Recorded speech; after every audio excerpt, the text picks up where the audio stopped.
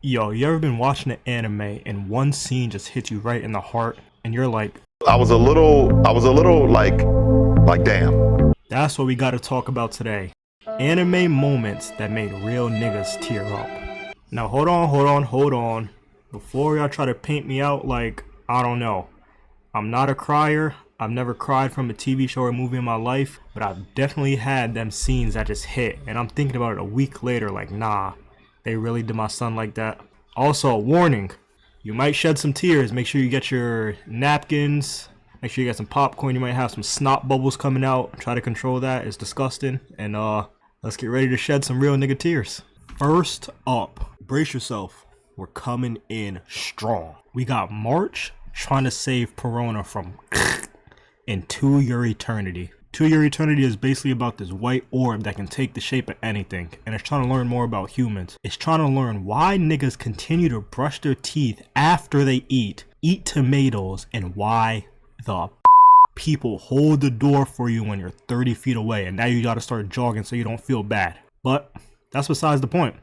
But the orb's main form is this guy right here from the first episode. I wanted to include my guy in this video, but I didn't know if my heart could handle all that. R.I.P. to bro.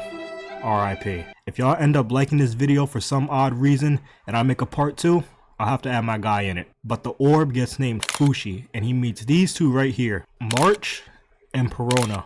So bang, March is a little girl, and her only goal in her entire existence of life is to be a grown-up and a mother. But nah, her village got other acts planned for this young lady. These niggas are plotting to use her as a human sacrifice. And y'all know what's crazy? She knows. And she's telling niggas, why me? The did I do? I'm just over here minding my business. Y'all niggas talking about some human sacrifice. She actually said that, y'all. That's a direct quote from the show. Yo, that stutter was crazy. But she ends up getting saved by Perona, and after that, they locked in twinning gang. So they start traveling with Fushi, and he's getting chased by his biggest op. But can we even really say op? This lady that's chasing him was fiending to do a few tricks on bro's tree, if you know what I'm saying. But unfortunately, his op is on her spot a op, drop a op time. She don't care who Fushi is with, anybody can get it. And she sees Fushi is with March and Perona. She's like, oh really? This what we doing now? Alright, bet. You no good, trifling, lying dog. And Fushi's like, nah, it's not even like that. You tripping. I just met these little kids 2 days ago. And since when are we together? Who the even are you? So Fushi, March, and Perona are getting chased, and they get caught in this village. And the ops shot at Perona. Bang! But unfortunately, March was on her.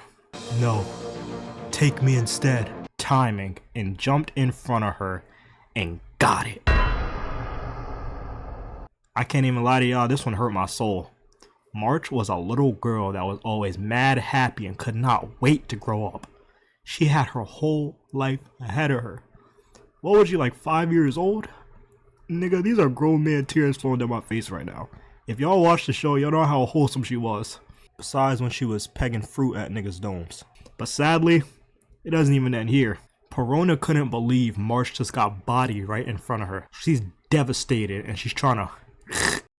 By the way, listen up y'all. If you've ever had any thoughts, don't do it, gang.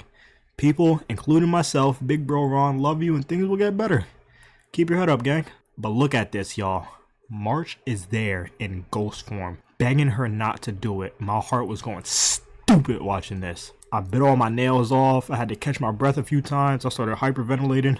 This was intense. And then they hit us with this shot right here. March's hand reaching out to stop her, and Fushi's hand reaching out at the same time to actually stop her. Beautiful. I can't even lie to y'all. I started levitating when this scene happened. Pure beauty. Next up, we gotta discuss Nina Tucker from Fullmetal Alchemist. Fun little fact, I did not watch the Fullmetal Alchemist anime, but I read the manga. So I don't really know the differences between the manga and anime, but I'm pretty sure it's the same story, along the same lines.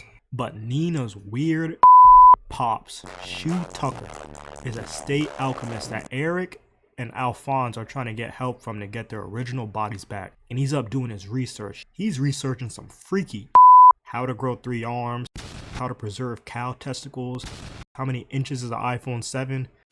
My son is losing it.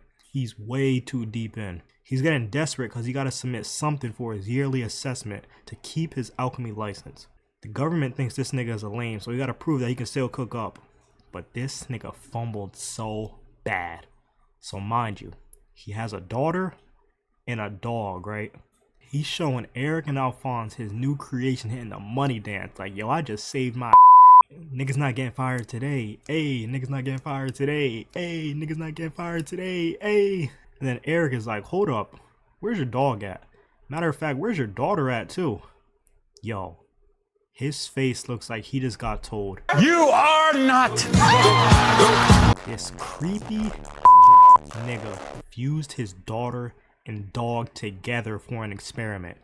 And prior to this, he did the same thing with his wife. My wife? You talking about my wife? Yo, reading this had me looking like this.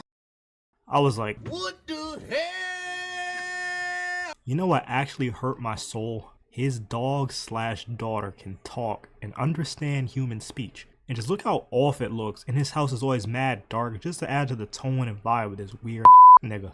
But Eric fortunately put the pause on Shu Tucker.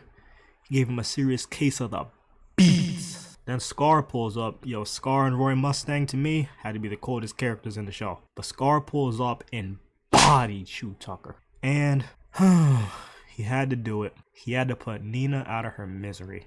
R.I.P. You know what else hurt me though? You know what crushed my soul? She still had love for her pops the entire time and cried when he got bodied. A young soul gone too soon. R.I.P. But on the bright side, Shu Tucker got bodied, so you know what that calls for. Light him up, y'all.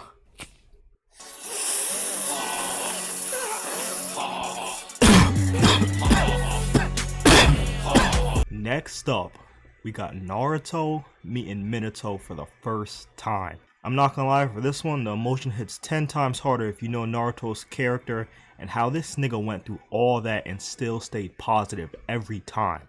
So boom, bang.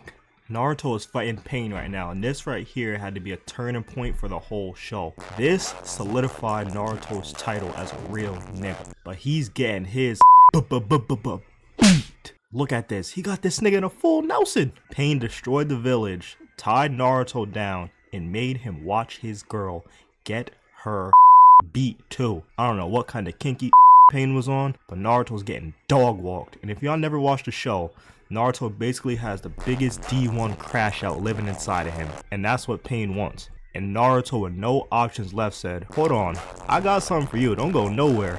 Yo, you know when somebody says that, they're about to get the So he went to talk to the crash out face to face, and look at this right here.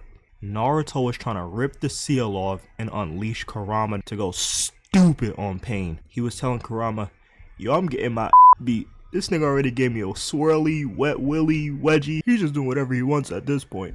But to put in perspective how much of a crash out the nine-tailed fox is, look at what it does to Naruto. It turned his eyes red. It's whispering to him, come over here and let me out, little nigga. And the evil aura it gives off lifts Naruto off of his feet and lifts this nigga in the air like an elevator. Nigga, I felt that evil presence through my computer screen. And as soon as he goes to rip the seal off, someone grabs his arm to stop him. And guess who it is, y'all? It's his pops, the one and only 4th Hokage, Minato. See, let me explain to y'all the beauty of this scene. So bang, Naruto is all about doing things the right way. No evil intentions in his body at all, no matter how niggas treated him.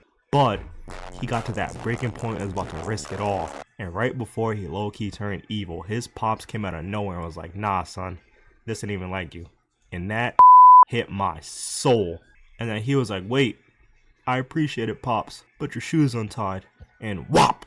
Naruto started swinging on his pops. He was like, nigga, why the would you send a whole crash out assignment? Do you know what kind of devious this nigga be whispering in my ear? But Naruto ends up seeing where his pops is coming from and beat the out of Pain. And mind you, Naruto was always the most hated kid in the village. Niggas did not want to sit next to him, talk to him, even share a potato chip. And after he saved the whole village, the switch up was insane. But that's gonna wrap up a few anime moments that made me tear up a little, you know what I'm saying? Made a real nigga tear up. If you shed any tears, if you teared up, if you smiled, if you didn't smile, if you didn't shed tears, it don't matter. Subscribe!